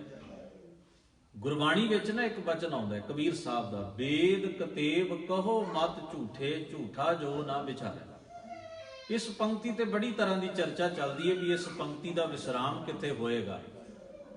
ਵੀ ਗੁਰੂ ਕੀ ਇੱਥੇ ਭਗਤ ਜੀ ਨੇ ਇਹ ਕਿਹਾ ਵੀ ਵੇਦਾਂ ਨੂੰ ਤੇ ਕਤੇਬਾਂ ਨੂੰ ਝੂਠੇ ਨਾ ਕਹੋ। ਹਾਲਾਂਕਿ ਗੁਰੂ ਸਾਹਿਬ ਤਾਂ ਆਪ ਬਾਣੀ ਦੇ ਵਿੱਚ ਕਹਿੰਦੇ ਨੇ ਵੇਦ ਕਤੇਬ ਇਫਤਰਾ ਭਾਈ ਦਿਲ ਕਾ ਫਿਕਰ ਨਾ ਜਾਏ। ਪਰ ਉੱਥੇ ਜਿਹੜਾ ਪੱਖ ਹੈ ਨਾ, ਜਿਹੜਾ ਐਂਗਲ, ਉਹਨੂੰ ਸਮਝਣ ਦੀ ਲੋੜ ਹੈ। ਉੱਥੇ ਦੋ ਧਿਰਾਂ ਦੇ ਵਿਚਕਾਰ ਦੂਸ਼ਣਬਾਜ਼ੀ ਹੋ ਰਹੀ। ਉਹ ਕਹਿੰਦੇ ਨੇ ਤੁਹਾਡੇ ਕਤੇਬ ਝੂਠੇ, ਉਹ ਕਹਿੰਦੇ ਤੁਹਾਡੇ ਵੇਦ ਝੂਠੇ। ਦੋਵੇਂ ਇੱਕ ਦੂਜੇ ਨੂੰ ਟਾਰਗੇਟ ਨਿਸ਼ਾਨਾ ਬਣਾ ਰਹੇ। ਹੁਣ ਜਿਹੜਾ ਬੰਦਾ ਦੂਜੇ ਧਰਮ ਗ੍ਰੰਥਾਂ ਨੂੰ ਗਲਤ ਕਹਿ ਰਿਹਾ ਨਾ, ਪੜ੍ਹੇ ਉਹਨੇ ਆਪਣੇ ਵੀ ਨਹੀਂ ਹੁੰਦੇ। ਜਿਹੜੀ ਖੇਜ ਹੈ, ਜਿਹੜਾ ਕ੍ਰੋਧ ਹੈ, ਜਿਹੜਾ ਗੁੱਸਾ ਹੈ, ਜਿਹੜੀ ਨਫ਼ਰਤ ਹੈ ਇੱਕ ਦੂਜੇ ਦੇ ਮਨ ਅੰਦਰ, ਕੀ ਅਜਿਹੀਆਂ ਸਾਰੀਆਂ ਅੰਦਰ ਅਲਾਮਤਾਂ ਪਾਲਣ ਵਾਲਾ ਬੰਦਾ ਸੱਚਮੁੱਚ ਰੱਬ ਦਾ ਬੰਦਾ ਹੋ ਸਕਦਾ? ਇੱਕ ਆਮ ਬੰਦਾ ਹੈ, ਉਹ ਨਫ਼ਰਤ ਕਰਦਾ ਲੋਕਾਂ ਨੂੰ, ਉਹਨੂੰ ਅਸੀਂ ਕਹਿੰਦੇ ਆ ਵੀ ਭਾਈ ਤੂੰ ਧਾਰਮਿਕ ਹੋ, ਇਹ ਚੀਜ਼ਾਂ ਨਾ ਕਰ, ਤੂੰ ਰੱਬ ਦਾ ਬੰਦਾ ਬਣ। ਤੇ ਜਿਹੜੇ ਬੰਦੇ ਰੱਬ ਦੇ ਨਾਂ ਤੇ ਹੀ ਨਫ਼ਰਤਾਂ ਕਰਨ ਲੱਗ ਜਾਣ, ਹੁਣ ਹੈ ਤੇ ਨਫ਼ਰਤ ਹੀ ਨਾ, ਬਸ ਇਹ ਹੈ ਵੀ ਉਹ ਧਾਰਮਿਕ ਪਹਿਰਾਵੇ 'ਚ ਹੋ ਰਹੀ ਹੈ ਤੇ ਉਹ ਧਰਮ ਦੇ ਪਹਿਰਾਵੇ ਤੋਂ ਬਿਨਾਂ ਹੋ ਰਹੀ ਹੈ। ਤੇ ਈਰਖਾ ਹੀ ਨਾ, ਉਹ ਧਰਮ ਦੇ ਪਹਿਰਾਵੇ 'ਚ ਹੋ ਰਹੀ ਤੇ ਉਹ ਧਰਮ ਦੇ ਪਹਿਰਾਵੇ ਤੋਂ ਬਿਨਾਂ ਹੋ ਰਹੀ। ਅੰਦਰੋਂ ਤੇ ਕੁਝ ਨਹੀਂ ਨਾ ਬਦਲਿਆ। ਇਹ ਤਾਂ ਉਵੇਂ ਹੈ ਵੀ ਜਿਵੇਂ ਤੁਸੀਂ ਕਿਸੇ ਸ਼ੀਸ਼ੀ ਵਿੱਚ ਜ਼ਹਿਰ ਪਾ ਕੇ ਤੇ ਉਹਦੇ ਤੇ ਅੰਮ੍ਰਿਤ ਲਿਖ ਦਿਓ, ਕਿ ਉਹਦੇ ਤੇ ਜਿਹੜਾ ਤੁਸੀਂ ਟੈਗ ਲਾਇਆ ਹੋਵੇ ਉਹ ਅੰਮ੍ਰਿਤ ਦਾ ਲਾਇਆ ਹੋਵੇ ਤੇ ਸ਼ੀਸ਼ੀ 'ਚ ਜ਼ਹਿਰ ਹੋਵੇ। ਕੀ ਤੁਹਾਡੇ ਉੱਪਰ ਵੱਖਰਾ ਟੈਗ ਲਾ ਦੇਣ ਦੇ ਨਾਲ ਅੰਮ੍ਰਿਤ ਜ਼ਹਿਰ ਬਣ ਸਕਦਾ ਜਾਂ ਜ਼ਹਿਰ ਅੰਮ੍ਰਿਤ ਹੋ ਸਕਦਾ? ਨਹੀਂ। ਉਹਦੀ ਤਸੀਰ ਤੇ ਉਹੀ ਰਹੇਗੀ ਨਾ ਜੋ ਤੁਸੀਂ ਸ਼ੀਸ਼ੀ 'ਚ ਪਾਇਆ। ਜਿਹੜਾ ਵੀ ਉਸ ਜ਼ਹਿਰ ਨੂੰ ਖਾਏਗਾ ਉਹ ਮਰੇਗਾ, ਭਾਵੇਂ ਸ਼ੀਸ਼ੀ ਤੇ ਲੱਖ ਅੰਮ੍ਰਿਤ ਲਿਖਿਆ ਹੋਵੇ, ਕਹਿਣ ਵਾਲਾ ਉਹਨੂੰ ਅੰਮ੍ਰਿਤ ਕਹਿ ਕੇ ਪਿਆਈ ਜਾਏ, ਪਰ ਉਹ ਕਰੇਗਾ ਨੁਕਸਾਨ ਹੀ। ਠੀਕ ਇਸੇ ਤਰ੍ਹਾਂ ਦਵੈਸ਼, ਈਰਖਾ, ਨਫ਼ਰਤ, ਭੇਦ ਭਾਵ ਅੰਦਰ ਜਿਹੜੀਆਂ ਇਹ ਜਿਨ੍ਹਾਂ ਨੂੰ ਗੁਰੂ ਸਾਹਿਬ ਜੀ ਨੇ ਮਨ ਆਤਮਾ ਦੇ ਰੋਗ ਕਿਹਾ, ਇਹ ਹੈ ਤੇ ਜ਼ਹਿਰ ਹੀ। ਇਹ ਕਿਸੇ ਦੇ ਅੰਦਰ ਵੀ ਹੋਏ, ਜਿਹੜਾ ਵੀ ਇਸ ਜ਼ਹਿਰ ਨੂੰ ਜੀਵੇਗਾ ਉਹ ਖੁਦ ਵੀ ਤੰਗ ਹੋਏਗਾ, ਦੂਜੇ ਨੂੰ ਵੀ ਕਰੇਗਾ। ਗੁਰਬਾਣੀ ਨੇ ਤਾਂ ਬੇਸਿਕ ਗੱਲ ਲਈ ਵੀ ਸਾਡੇ ਜੀਵਨ ਦੇ ਦੁੱਖਾਂ ਦਾ ਬਹੁਤਾ ਕਾਰਨ ਜਿਹੜਾ ਹੈ ਉਹ ਸਾਡੇ ਮਨ ਦੀ ਅਗਿਆਨਤਾ ਚੋਂ ਨਿਕਲੇ ਹੋਏ ਇਹ ਰੋਗ ਨੇ, ਇਹ ਚੀਜ਼ਾਂ ਨੇ। ਹੁਣ ਇਹਨੂੰ ਐਰਖਵਾਦ ਕਿਹਾ, ਕਿੱਡਾ ਪਿਆਰਾ ਬਚਨ ਗੁਰੂ ਸਾਹਿਬ ਨੇ ਬਾਣੀ 'ਚ ਕਿਹਾ, ਐਰਖਵਾਦ ਨਾ ਕੀਜੈ ਰੇ ਮਨ। ਵੀ ਇਹ ਮਨ ਦਾ ਰੋਗ ਹੈ, ਇਹ ਮਨ ਦੀ ਬਿਮਾਰੀ ਹੈ। ਦਵੈਸ਼ ਕਿਸੇ ਲਈ ਪੈਦਾ ਹੋਣਾ। ਹੁਣ ਇਹ ਹੁੰਦਾ ਕੀ ਹੈ ਤੁਸੀਂ ਵੇਖੋ, ਇਸ ਬਿਮਾਰੀ ਵਿੱਚ ਮੈਂ ਡਾਕਟਰ ਜਸਵੰਤ ਸਿੰਘ ਨੇਕੀ ਜੀ ਨੂੰ ਪੜ੍ਹ ਰਿਹਾ ਸੀ, ਉਹਨਾਂ ਨੇ ਲਿਖਿਆ ਵੀ ਇਸ ਬਿਮਾਰੀ ਵਿੱਚ ਤੁਹਾਡਾ ਗਵਾਚਦਾ ਕੁਝ ਨਹੀਂ, ਪਰ ਤੁਸੀਂ ਮਹਿਸੂਸ ਇਵੇਂ ਕਰਦੇ ਹੋ ਵੀ ਮੇਰੇ ਕੋਲ ਹੈ ਹੀ ਕੁਝ ਨਹੀਂ। ਉਹਨਾਂ ਨੇ ਈਰਖਾ ਦੀ ਜੋ ਪਰਿਭਾਸ਼ਿਤ ਕੀਤਾ, ਇਹਨੂੰ ਕਹਿੰਦੇ ਵੀ ਤੁਹਾਡਾ ਜਾਂਦਾ ਕੁਝ ਨਹੀਂ ਤੁਹਾਡੇ ਕੋਲ, ਪਰ ਤੁਹਾਨੂੰ ਮਹਿਸੂਸ ਇਵੇਂ ਲੱਗਦਾ ਵੀ ਮੈਂ ਕੰਗਾਲ ਹੋ ਗਿਆ। ਕਿਉਂ? ਕਿਉਂਕਿ ਤੁਸੀਂ ਦੂਜੇ ਵੱਲ ਵੇਖਦੇ ਹੋ। ਹੁਣ ਇਹਨੂੰ ਪਰਿਭਾਸ਼ਿਤ ਕਰਨਾ ਹੋਵੇ ਤੇ ਇਹ ਹੈ ਵੀ ਮੰਨ ਲਓ 36 ਪ੍ਰਕਾਰ ਦੇ ਪਕਵਾਨ ਰੱਖ ਕੇ ਬੰਦਾ ਡਾਈਨਿੰਗ ਟੇਬਲ ਤੇ ਬੈਠਾ ਹੈ, ਬੜਾ ਵਧੀਆ ਕਹਿ ਕੇ ਉਹਨੇ ਬਣਾਇਆ ਵੀ ਮੈਂ ਆਹ ਖਾਣਾ ਹੈ, ਤਿਆਰ ਕਰੋ, ਖਾਣ ਲੱਗੇ। ਕਿਸੇ ਨੇ ਜਿਸ ਬੰਦੇ ਨਾਲ ਸਾਡਾ ਕੰਪੀਟੀਸ਼ਨ ਹੈ ਉਸ ਬੰਦੇ ਬਾਰੇ ਸਾਨੂੰ ਕਿਸੇ ਨੇ ਆ ਕੇ ਦੱਸਿਆ, ਤੈਨੂੰ ਪਤਾ ਲੱਗਾ ਉਹਨੇ ਘਰ ਕਿੱਡਾ ਵੱਡਾ ਲਿਆ, ਕਿੰਨੇ ਮਿਲੀਅਨ ਦਾ, ਬਸ ਹੁਣ ਉਹ ਰੋਟੀ ਦਾ ਸਵਾਦ ਥੋੜੀ ਰਹੇਗਾ। ਕੀ ਪ੍ਰੋਬਲਮ? ਮੇਰਾ ਥੋੜੀ ਖੋ ਕੇ ਬਣਾਇਆ ਉਹਨੇ, ਆਪਣੀ ਮਿਹਨਤ ਨਾਲ ਬਣਾਇਆ, ਸੋ ਬਣਾਵੇ। ਪਰ ਨਹੀਂ, ਅੰਦਰ ਇੱਕ ਡਿਸਟਰਬੈਂਸ ਪੈਦਾ ਹੋ ਗਈ।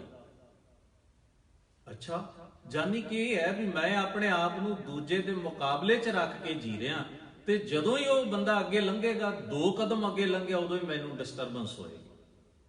ਹੁਣ ਮੇਰਾ ਕੁਝ ਨਹੀਂ ਗਵਾਚਾ, ਪਰ ਪ੍ਰੋਬਲਮ ਸਭ ਤੋਂ ਵੱਧ ਮੈਨੂੰ ਹੋ ਰਹੀ ਹੈ।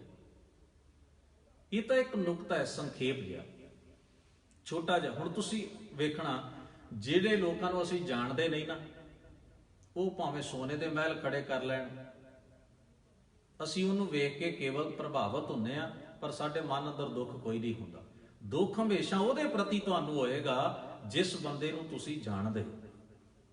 ਤੁਹਾਡਾ ਮਿੱਤਰ ਹੈ, ਦੋਸਤ ਹੈ, ਰਿਸ਼ਤੇਦਾਰ ਹੈ, ਆਲੇ ਦੁਆਲੇ ਪਰਿਵਾਰ ਚੋਂ ਹੈ, ਜਿਹਦੇ ਨਾਲ ਤੁਹਾਨੂੰ ਲੱਗਦਾ ਵੀ ਇਹਦੇ ਅੱਗੇ ਵਧਣ ਨਾਲ ਮੈਂ ਛੋਟੇ ਰਹਿ ਜਾਣਾ, ਉਹਦੀ ਤਰੱਕੀ ਦੀ ਤਕਲੀਫ ਹੋਏਗੀ। ਦੂਜੇ ਦੀ ਕਿੱਥੇ? ਕਿੰਨੀ ਦੁਨੀਆ ਤਰੱਕੀਆਂ ਕਰ, ਸਾਨੂੰ ਕਿਸੇ ਨਾਲ ਹੁੰਦਾ ਨਹੀਂ।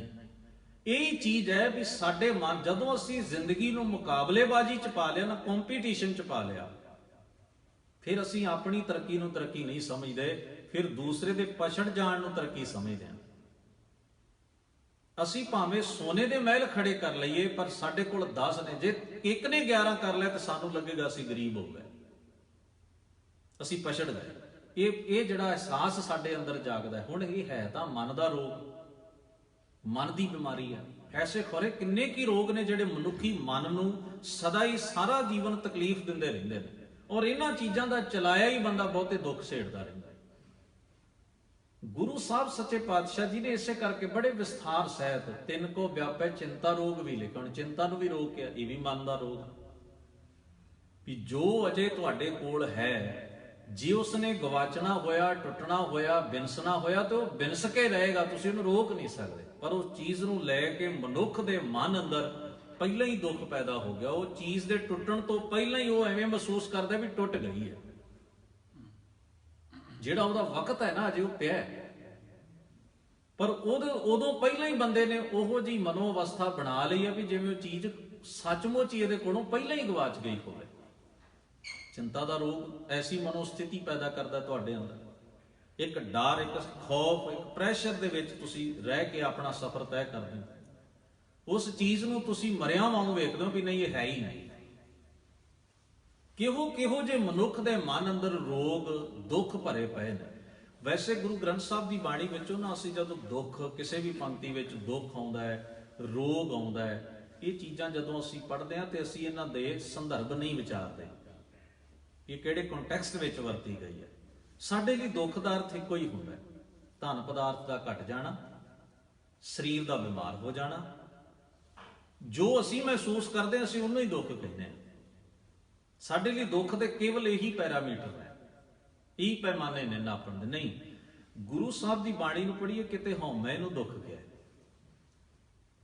ਤੇ ਕਿਤੇ ਹਉਮੈ ਨੂੰ ਰੋਗ ਵੀ ਕਿਹਾ, ਕਿਤੇ ਸਤਿਗੁਰੂ ਨੇ ਈਰਖਾ ਦਵੈਸ਼ ਨੂੰ ਦੁੱਖ ਤੇ ਰੋਗ ਕਿਹਾ, ਕਿਤੇ ਸਤਿਗੁਰੂ ਨੇ ਮਨੁੱਖ ਦੇ ਮਨ ਅੰਦਰ ਪੈਦਾ ਹੁੰਦੇ ਗਲਤ ਕਿਸੇ ਵੀ ਭਾਵ ਦੀ, ਜਿੱਥੇ ਵੀ ਦੁੱਖ ਜਾਂ ਰੋਗ ਦੀ ਵਿਆਖਿਆ ਗੁਰਬਾਣੀ ਵਿੱਚ ਹੈ, ਉਹ ਵੱਖਰੇ ਵੱਖਰੇ ਸੰਦਰਭ ਵਿੱਚ ਹੈ, ਚੱਲਦੇ ਹੋਏ ਟੌਪਿਕ ਵਿੱਚ।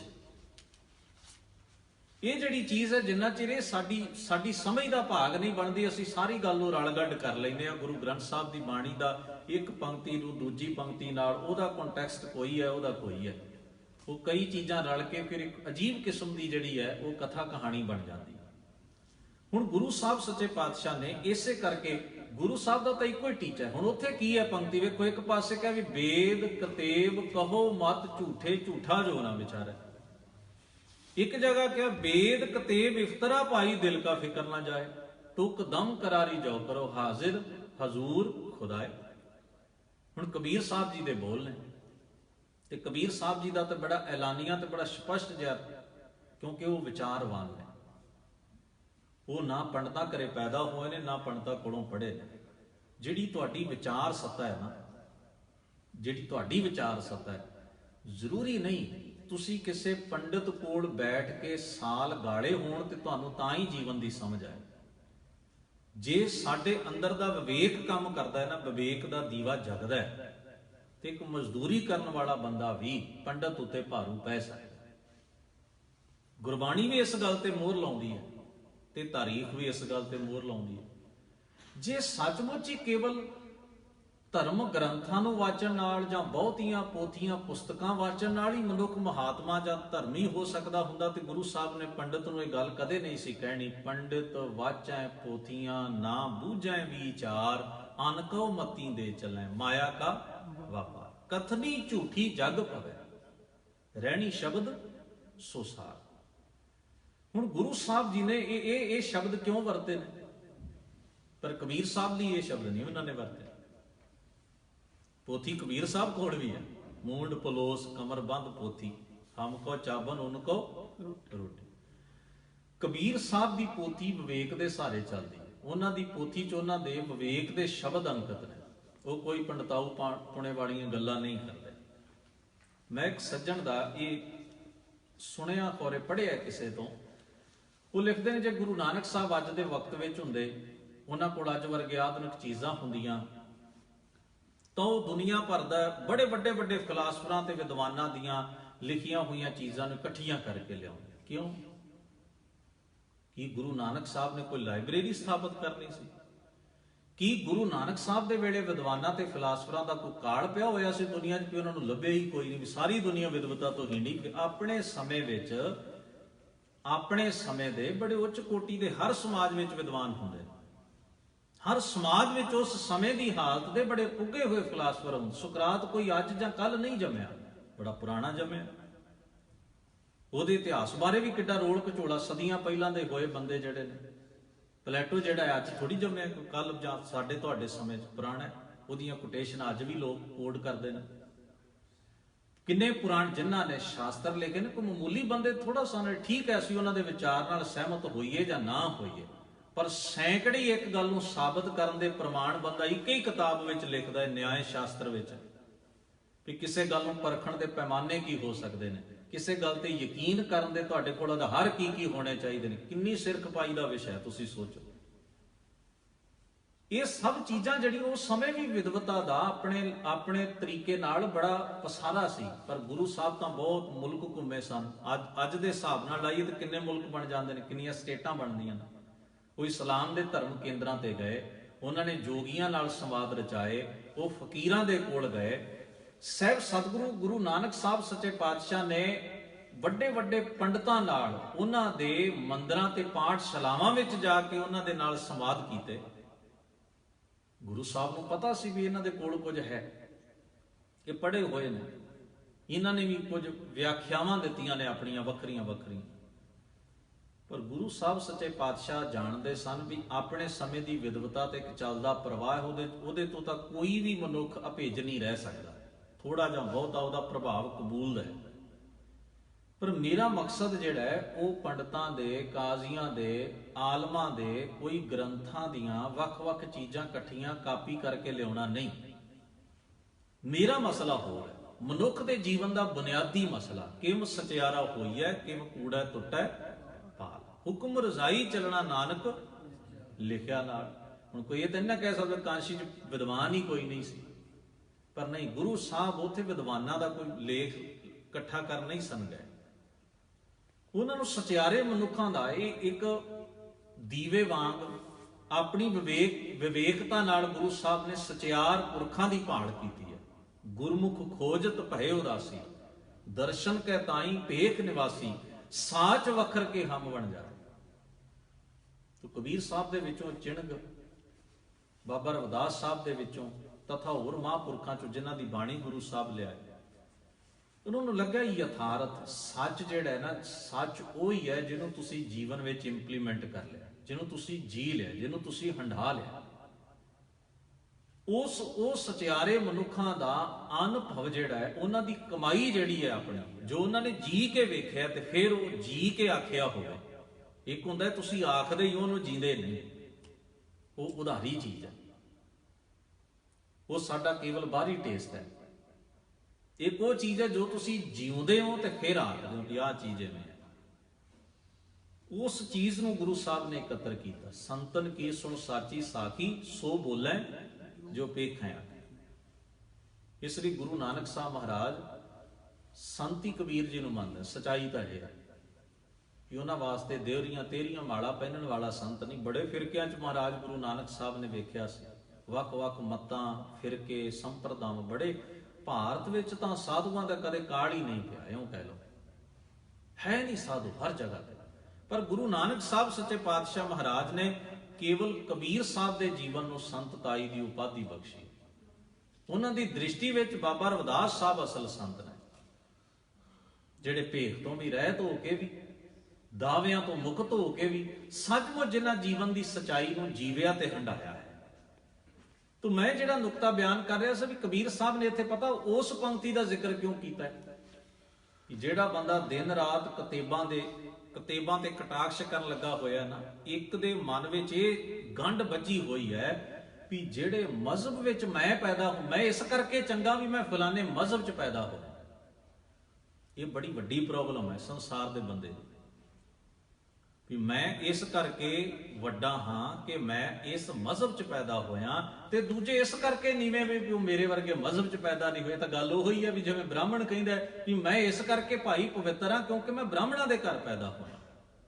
ਤੇ ਜੇ ਇਹੀ ਰੋਗ ਸਾਨੂੰ ਲੱਗ ਜਾਏ ਵੀ ਮੈਂ ਇਸ ਕਰਕੇ ਪਵਿੱਤਰ ਹਾਂ ਵੀ ਮੈਂ ਫਲਾਣੇ ਮਜ਼ਹਬ 'ਚ ਪੈਦਾ ਹੋਇਆ, ਤੇ ਇਹਦਾ ਮਤਲਬ ਤਾਂ ਇਹ ਹੈ ਵੀ ਮੈਂ ਭਾਵੇਂ ਜਿੰਨੇ ਮਰਜ਼ੀ ਘਟੀਆ ਕੰਮ ਕਰੀ ਜਾਵਾਂ, ਮੈਂ ਪਵਿੱਤਰ ਹੀ ਰਹਿਣਾ ਕਿਉਂਕਿ ਮੈਂ ਫਲਾਣੇ ਮਜ਼ਹਬ 'ਚ ਜੋ ਪੈਦਾ ਹੋ ਗਿਆ।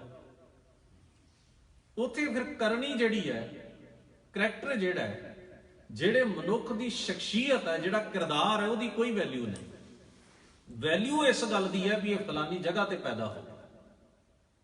ਹੁਣ ਇਹ ਗੁਰੂ ਨਾਨਕ ਸਾਹਿਬ ਦੇ ਸਾਹਮਣੇ ਬੜਾ ਵੱਡਾ ਮਸਲਾ ਸੀ ਉਸ ਸਮੇਂ ਵੀ ਵੇਦਾਂ ਨੂੰ ਮੰਨਣ ਵਾਲੇ ਜਿਹੜੇ ਸਨ ਉਹ ਕਤੇਬੀ ਮਤ ਵਾਲਿਆਂ ਨੂੰ ਦਿਨ ਰਾਤ ਮਲੇਸ਼ ਮਲੇਸ਼ ਮਲੇਸ਼ ਮਲੇਸ਼ ਕਹਿ ਕੇ ਉਹਨਾਂ ਨੂੰ ਭੰਡਿਆ ਕਰਦੇ ਸਨ, ਨਿੰਦਿਆ ਕਰਦੇ ਸਨ ਵੀ ਇਹ ਤਾਂ ਰੱਬ ਦੇ ਦਰ ਪ੍ਰਵਾਨ ਹੀ ਨਹੀਂ ਕਿਉਂਕਿ ਮੁਸਲਿਮ ਨੇ, ਇਹ ਕਤੇਬਾਂ ਨੂੰ ਮੰਨਦੇ ਨੇ, ਮਲੇਸ਼ ਨੇ। ਤੇ ਉਹਨਾਂ ਦੀ ਸੁਣ ਲਓ, ਦੂਜਿਆਂ ਨੂੰ ਕਾਫਰਾਂ ਦੀ ਦ੍ਰਿਸ਼ਟੀ ਨਾਲ ਹੀ ਵੇਖਦੇ ਸਨ ਵੀ ਜਿਹੜਾ ਮੁਸਲਮਾਨ ਨਹੀਂ ਉਹ ਤਾਂ ਮੁਕਤ ਹੀ ਨਹੀਂ ਹੁੰਦਾ। ਹੁਣ ਇਹ ਜਾਤਾਂ ਦੀ ਬਰਾਦਰਾਂ ਦੀ ਗੱਲ ਅੱਡ ਹੈ, ਮਜ਼ਹਬਾਂ ਦੇ ਵੀ ਆਪਸ ਵਿੱਚ ਇੱਕ ਦੂਜੇ ਦੇ ਬਰਖਲਾਫੀ ਦੇ ਲਈ ਇੱਥੋਂ ਤੱਕ ਖੜੇ ਹੋਏ। ਤੁਸੀਂ ਸਾਰੇ ਸਟਰਕਚਰ ਨੂੰ ਵਿਚਾਰ ਕੇ ਵੇਖਿਓ। ਪਹਿਲਾਂ ਮਜ਼ਹਬ ਇੱਕ ਦੂਜੇ ਖਿਲਾਫ ਨੇ, ਮਜ਼ਹਬਾਂ ਦੇ ਵਿੱਚ ਇੱਕ ਕਲਟ ਬਣੇ ਹੋਏ, ਉਹਨਾਂ ਦੀਆਂ ਵਿਆਖਿਆਵਾਂ ਕਰਕੇ ਸ਼ੀਆ ਤੇ ਸੁੰਨੀ। ਹੁਣ ਹੈ ਤਾਂ ਸਾਰੇ ਹੀ ਮੁਸਲਮਾਨ ਪਰ ਉਹ ਵੀ ਇੱਕ ਦੂਜੇ ਦੇ ਖਿਲਾਫ ਨੇ। ਉਧਰ ਬ੍ਰਾਹਮਣ, ਖੱਤਰੀ, ਵੈਸ਼, ਸ਼ੂਦਰ ਉਹ ਇੱਕ ਦੂਜੇ ਦੇ ਖਿਲਾਫ ਨੇ। ਓਵਰਆਲ ਮਜ਼ਹਬਾਂ ਦੇ ਖਿਲਾਫ ਨੇ। ਫਿਰ ਮਜ਼ਹਬਾਂ ਦੇ ਵਿੱਚ ਲੋਕ ਗਾਂ ਵਿਆਖਿਆਵਾਂ ਕਰਕੇ ਇੱਕ ਦੂਜੇ ਦੇ ਖਿਲਾਫ ਨੇ। ਫਿਰ ਉਹਨਾਂ ਦੇ ਵਿੱਚ ਗਾਂ ਛੋਟੀਆਂ ਚੀਜ਼ਾਂ ਹੋਰ ਵੱਜੀਆਂ ਹੋਈਆਂ। ਹੁਣ ਜੇ ਤੁਸੀਂ ਵੇਖੋ ਵੈਰਾਗੀ, ਸੰਨਿਆਸੀ, ਜੋਗੀ, ਉਦਾਸੀ, ਅਘੋਰੀ ਕਿੰਨੇ ਨੇ। ਹੁਣ ਜੇ ਜੋਗ ਮਤ ਨੂੰ ਪੜੋ ਤੇ ਜੋਗੀਆਂ ਦੇ ਹੀ 12 ਪੰਥ ਨੇ, ਤੇ ਰਲ ਕੇ ਨਹੀਂ ਬਹਿਣਗੇ, ਹੈਨ ਸਾਰੇ ਹੀ ਜੋਗੀ। 10 ਪੰਥ ਸੰਨਿਆਸੀਆਂ ਦੇ ਨੇ, ਪਰ ਸੰਨਿਆਸੀ 10 ਪੰਥ ਹੀ ਕਹਿਣਗੇ ਵੀ ਸਾਡਾ ਜਿਹੜਾ ਪੰਥ ਹੈ ਨਾ, ਅਸਲ ਸੰਨਿਆਸੀ ਅਸੀਂ ਆ, ਦੂਜੇ ਨਹੀਂ ਹਨ। ਨਫ਼ਰਤ ਲਈ, ਭੇਦ ਭਾਵ ਲਈ, ਆਪਣੇ ਆਪ ਨੂੰ ਸੁਪਰੀਮ ਦੱਸਣ ਲਈ ਮਨੁੱਖ ਦੀ ਬਿਰਤੀ ਕੋਈ ਵੀ ਰਾਹ ਕੱਢ ਲੈਂਦੀ ਹੈ, ਕੋਈ ਵੀ ਰਾਹ, ਕਿਸੇ ਵੀ ਕਿਸਮ ਦਾ ਰਸਤਾ। ਤੋ ਇਹ ਮਨੁੱਖ ਦੀ ਬੇਸਿਕ, ਗੁਰੂ ਸਾਹਿਬ ਨੇ ਇਹ ਨਹੀਂ ਕਿਹਾ ਵੀ ਮੈਂ ਕਿਹੜੇ ਸੰਨਿਆਸੀ ਨੂੰ ਚੰਗਾ ਮੰਨਾਂ, ਮੈਂ ਜੋਗੀਆਂ ਦੇ 12 ਪੰਥਾਂ ਚੋਂ ਕਿਹੜੇ ਪੰਥ ਨੂੰ ਮੈਂ ਕਿਹਨੂੰ ਮਾਨਦਾ। ਗੁਰੂ ਨਾਨਕ ਸਾਹਿਬ ਨੂੰ ਕੋਈ ਪੁੱਛੇ ਵੀ ਮਹਾਰਾਜ ਚਲੋ ਇਹ ਤਾਂ ਜੋ ਹੈ ਤੁਸੀਂ 12 ਪੰਥਾਂ ਚੋਂ ਕਿਹਨੂੰ ਉੱਤਮ ਮੰਨੋਗੇ? ਤੁਹਾਡੇ ਸਾਹਮਣੇ 10 ਸੰਨਿਆਸੀ, 10 ਉਹਨਾਂ ਦੀਆਂ ਵਿਆਖਿਆਵਾਂ ਨੇ, ਤੁਸੀਂ 10 ਦੇ ਵਿੱਚੋਂ ਕਿਹੜੇ ਸੰਨਿਆਸੀ ਨੂੰ ਉੱਤਮ ਮੰਨਦੇ ਹੋ? ਗੁਰੂ ਸਾਹਿਬ ਕਹਿੰਦੇ ਮੈਂ ਇਸ ਝਗੜੇ ਦਾ ਹਿੱਸੇਦਾਰ ਹੀ। ਤੁਸੀਂ ਵੇਖਦੇ ਹੋ ਭਾਈ ਗੁਰਦਾਸ ਬਾ ਕਮਾਲ ਗੱਲ ਕਹੀ ਉਹਨਾਂ ਨੇ ਵੀ ਜਦੋਂ ਮੱਕਾ ਸ਼ਰੀਫ ਉਹਨਾਂ ਨੂੰ ਪੁੱਛਿਆ ਗਿਆ ਹਿੰਦੂ ਵੱਡਾ ਕਿ ਮੁਸਲਮਾਨ ਹੋਏ। ਹੁਣ ਤੁਸੀਂ ਵੇਖੋ ਸਾਡੇ ਇਸ ਸਥਾਨ ਤੇ ਕੋਈ ਆਏ ਤੇ ਸਾਡੇ ਬਾਰੇ ਉਹ ਚੰਗਾ ਸ਼ਬਦ ਵਰਤੇ ਤੇ ਸਾਨੂੰ ਖੁਸ਼ੀ ਹੋਏਗੀ ਕਿ ਸਾਡੀ ਜਗ੍ਹਾ ਤੇ ਆ ਕੇ, ਸਾਡੇ ਪਲੇਸ ਤੇ ਆ ਕੇ, ਸਾਡੇ ਕੋਲੋਂ ਰਿਸਪੈਕਟ ਲੈ ਕੇ ਸਾਡੇ ਬਾਰੇ ਉਹ ਚੰਗਾ ਕਹਿ ਰਿਹਾ ਵੀ ਤੁਸੀਂ ਇੱਕ ਚੰਗੀ ਕੌਮ, ਭਾਵੇਂ ਉਹ ਕੁਝ ਨਹੀਂ ਜਾਣਦਾ ਹੁੰਦਾ।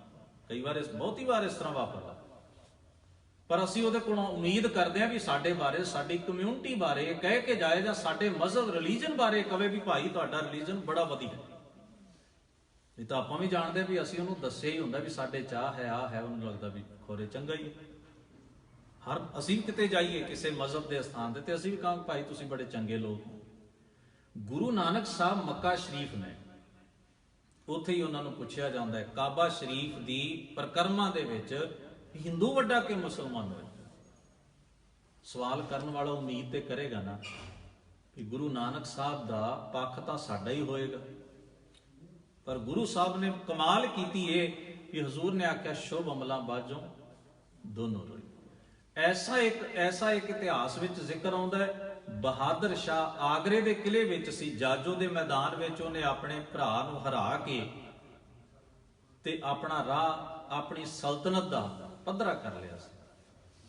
ਤੇ ਸਾਹਿਬ ਸਤਿਗੁਰੂ ਗੁਰੂ ਗੋਬਿੰਦ ਸਿੰਘ ਸਾਹਿਬ ਮਹਾਰਾਜ ਨੂੰ ਨਿਯੁਤਾ ਦਿੱਤਾ ਜੀ ਤੁਸੀਂ ਆਓ, ਅਸੀਂ ਚਾਹੁੰਦੇ ਹਾਂ ਵੀ ਤੁਸੀਂ ਆਪਣੇ ਮੁਕੱਦਸ ਕਦਮ ਜਿਹੜੇ ਨੇ ਉਹ ਸਾਡੇ ਦਰਬਾਰ ਵਿੱਚ ਪਾਓ ਔਰ ਮੈਂ ਤੁਹਾਡੇ ਨਾਲ ਮੁਲਾਕਾਤ ਕਰਨੀ ਚਾਹੁੰਦਾ। ਸਾਹਿਬ ਸਤਿਗੁਰੂ ਜੀ ਆਪਣੇ ਸਿੱਖਾਂ ਸਾਹਿਬ ਗਏ। ਗੁਰੂ ਸਾਹਿਬ ਜੀ ਨੂੰ ਉਹਨ ਕੀਮਤੀ ਦੁਸ਼ਾਲੇ ਜੜਾਊ ਕਲਗੀ ਤੁਕੀ ਇਤਿਆਦਿਕ ਜਿਹੜੀ ਹੈ, ਇੱਕ ਸ਼ਬਦ ਆਉਂਦਾ ਕਲਗੀ ਜੀਗਾ। ਜੀਗਾ ਕਹਿੰਦੇ ਨੇ ਇੱਥੇ ਜਿੱਥੇ ਸਾਡੀਆਂ ਸਾਡਾ ਪਿੰਜਰ ਜਿੱਥੇ ਰਲਦਾ ਹੈ, ਜਿੱਥੋਂ ਸਾਡੇ ਬਜ਼ੁਰਗ ਮਾਵਾਂ ਕਹਿੰਦੇ ਸੀ ਵੀ ਦੀ ਕੌਡੀ ਡਿੱਗ ਪਈ, ਇਸ ਜਗ੍ਹਾ ਤੱਕ ਗਲ ਤੋਂ ਪਹਿਲਿਆਂ ਜਾਣ ਵਾਲਾ ਇੱਕ ਕੈਂਠਾ ਜਿਹਦੀ ਅਖੀਰਲਾ ਹਿੱਸਾ, ਉਹਦਾ ਖਾਤਮਾ ਸਾਡੀ ਇਸ ਜਗ੍ਹਾ ਦੇ ਉੱਤੇ ਆ ਕੇ ਹੋਵੇ, ਉਹਨੂੰ ਜੀਗਾ ਕਹਿੰਦੇ, ਕਲਗੀ ਜੀਗਾ। ਇਹ ਕਲਗੀ ਦੇ ਨਾਲ ਹੀ ਪਹਿਨਿਆ ਜਾਣ ਵਾਲਾ ਇੱਕ ਬਾਦਸ਼ਾਹੀ ਜੇਵਰ ਹੈ। ਤੋ ਗੁਰੂ ਸਾਹਿਬ ਜੀ ਨੂੰ ਇਹ ਸਾਰੀਆਂ ਚੀਜ਼ਾਂ ਨੂੰ ਸਨਮਾਨ ਵਜੋਂ ਦਿੱਤੀਆਂ, ਪਰ ਮਹਾਰਾਜ ਨੇ ਇੱਕ ਬਾਦਸ਼ਾਹੀ ਦਰਬਾਰ ਦਾ ਇੱਕ ਮੁਗਲੀਆ ਅਸੂਲ ਹੁੰਦਾ ਸੀ, ਪ੍ਰੋਟੋਕਾਲ ਹੈ ਵੀ ਬਾਦਸ਼ਾਹ ਆਪਣੇ ਹੱਥਾਂ ਨਾਲ ਤੁਹਾਨੂੰ ਕੋਈ ਚੀਜ਼ ਦੇਵੇ, ਤੁਹਾਨੂੰ ਉੱਥੇ ਪਹਿਨਣੀ ਪੈਂਦੀ ਉਹਦੇ ਸਾਹਮਣੇ, ਉਹਦੇ ਦਰਬਾਰ ਵਿੱਚ।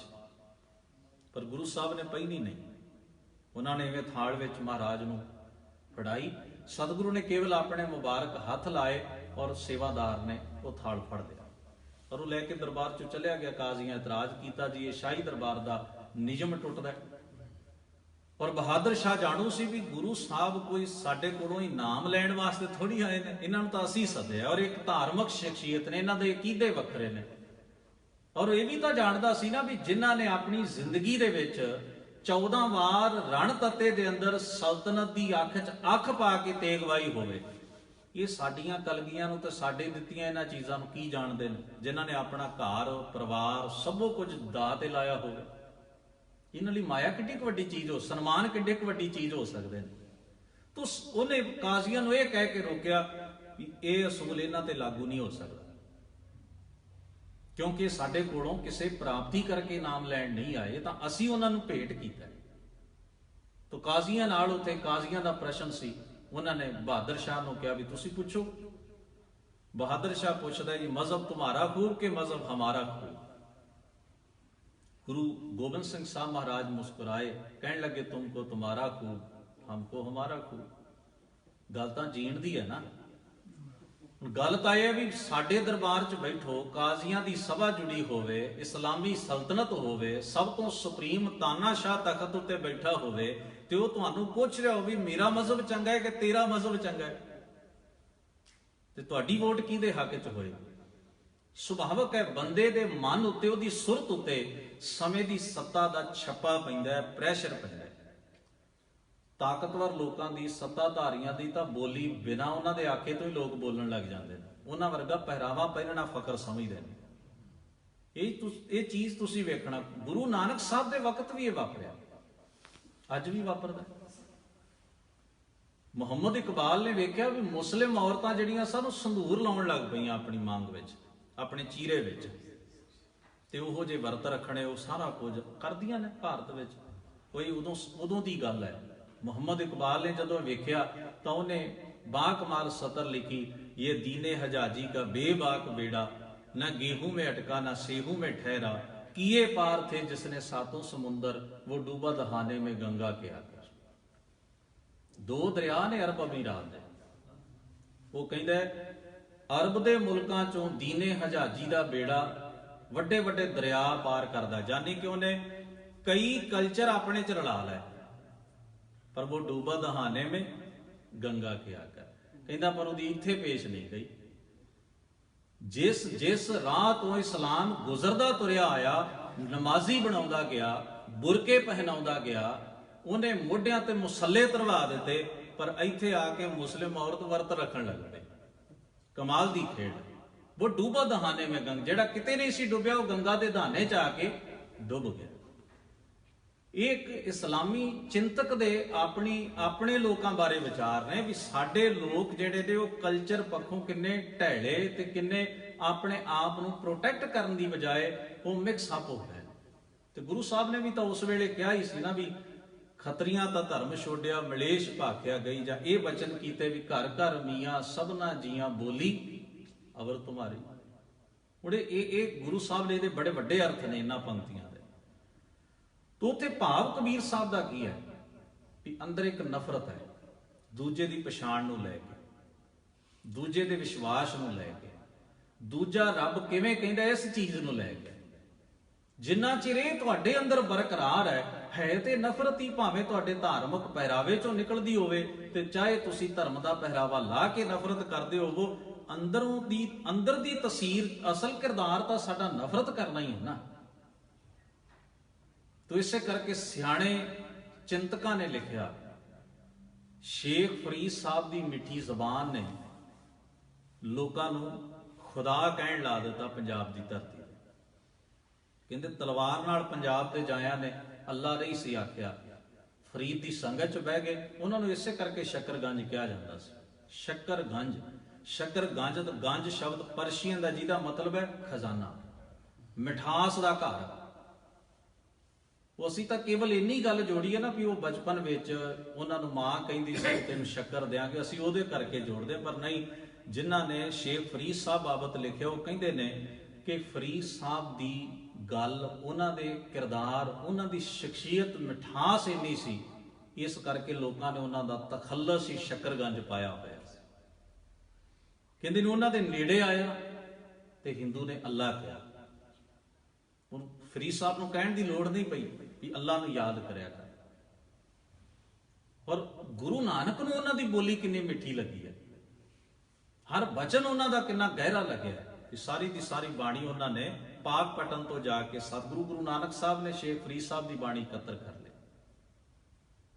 तो इवें गुरु ग्रंथ साहब की बाणी च जिहड़ा पंडित का असल अर्थ की है, तीसरे पातशाह समझा रहा, सो पंडित जो तिहां गुणा की पांड उतारे। तिहू गुण किहड़े ने? रजो तमो सतो, मायकी गुण, विकारी दृष्टि, पकड़ दा सुभाव ते कर्मकांडी विरती, तीन ने रजो तमो सतो, तामसी राजसी अते कर्मकांडी। सात्विक गुण की व्याख्या जिहड़ी वो साडे अर्थकारां ने बहुती ये कीती भी सात्विक गुण चंगे गुण, पर चंगे गुण तो मायावी मन्ने ही नहीं गए गुरबाणी विच। जिथे सात्विक गुणां दा विखावा होवे पर गुण जीवन च ना होवे, वो कर्मकांडी दशा नूं सात्विक दृष्टि कहा गया। खैर ये थोड़ा जिहा वखरा टॉपिक है। तीसरे पातशाह कहते हैं सो पंडित जो तिहां गुणा की पांड उतारे, जिहड़ा बोझ ला दिंदा है अपनी सुरत तो, भार लाउंदा है, जिहड़ा इन्हां चीज़ां तो मुक्त हो जाता है। अन दिन एको ना वखाण, अन दिन कंटिन्यू लगातार हर वेले एक वमालक दे हुक्म, उहदी याद, उहदे गुणां विच जुड़िया रहिया। सतगुरु की वो दीख्या ले। ब्रह्मदास का मैं जिक्र कर रहा सो, उन्हें गुरु नानक साहब की सिੱਖੀ धारण की। ब्रह्मदास के खानदान विचों ही असी तारीख विचों पढ़ते हैं भी उहदा पुੱਤ, उहदा पोतरा, उहदा पड़पोतरा कई पीढ़ियां गुरु नानक की सिੱਖੀ का प्रचार कश्मीर विच करदियां रहियां। गुरु नानक साहब तो बाद 6वें पातशाह कश्मीर गए, इस परिवार कोल ठहरे। 7वें पातशाह कश्मीर गए, इस परिवार कोल ठहरे। ਨੌਵੇਂ ਪਾਤਸ਼ਾਹ ਵੇਲੇ ਇਸ ਪਰਿਵਾਰ ਦੇ ਚਿਰਾਗ ਕਿਰਪਾ ਰਾਮ ਨੂੰ ਸਾਲਸੀ ਬਣਾ ਕੇ ਪੰਡਤ ਫਰਿਆਦੀ ਆਣ ਹੋਏ, ਕਿਉਂਕਿ ਉਹਨਾਂ ਦਾ ਲਿੰਕ ਪੁਰਾਣਾ ਸੀ ਇਹਨਾਂ ਨਾਲ। ਵੈਸੇ ਉਹ ਸਿੱਖ ਸਨ।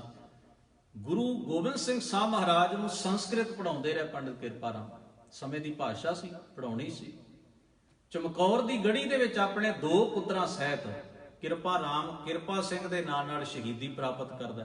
ਤੁਸੀਂ ਵੇਖੋ, ਗੁਰੂ ਨਾਨਕ ਦੇ ਇੱਕ ਬਚਨ ਉਹਨਾਂ ਦੀ ਸੋਭਤ ਤੇ ਸੰਗਤ ਨੇ ਬ੍ਰਹਮਦਾਸ ਦੀਆਂ ਕੁੱਲਾਂ ਨੂੰ ਹੀ ਸਿੱਖੀ ਦੇ ਰੰਗ ਵਿੱਚ ਰੰਗ ਦਿੱਤਾ, ਪੀੜ੍ਹੀ ਦਰ ਪੀੜ੍ਹੀ।